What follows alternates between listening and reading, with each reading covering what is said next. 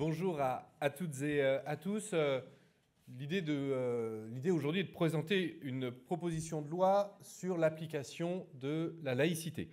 Nous approchons du 9 décembre, anniversaire de la loi 1905, et aujourd'hui, on le constate, la laïcité est un mot qui est dévoyé de son sens original et qui sert essentiellement à dire de façon à peine masquée le racisme envers les personnes de confession musulmane ou supposées telles. Cela crée une ambiance délétère de division du peuple selon la religion et selon les origines réelles ou supposées des citoyens et des citoyennes.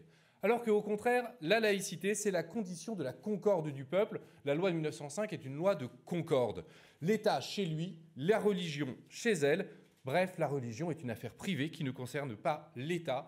Et la laïcité valide le principe de liberté de conscience, de liberté de croire ou de ne pas croire, et donc l'indifférence de l'État aux confessions religieuses des citoyens. L'État ne reconnaît que des citoyens libres et égaux en droit.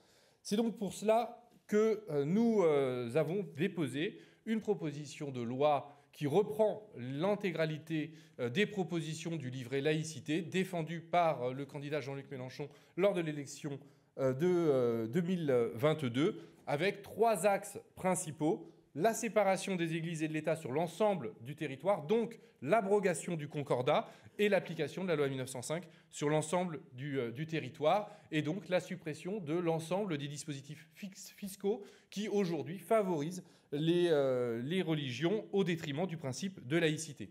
Un deuxième axe, l'école publique et gratuite, avec le renforcement du creuset républicain qui est l'école publique, laïque et gratuite, et surtout libérer les établissements d'enseignement privé de la tutelle de l'État ou des collectivités territoriales par la suppression de leur financement public.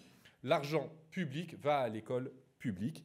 Enfin, troisième axe, les services publics, avec l'interdiction aux représentants de l'État d'assister à une cérémonie religieuse dans l'exercice de leurs fonctions et l'interdiction que les hommages de la nation soient rendus lors d'une cérémonie religieuse. Cela donne quelques exemples des mesures que nous proposons dans cette loi, avec également la création d'un service public funéraire pour garantir l'égalité devant la mort.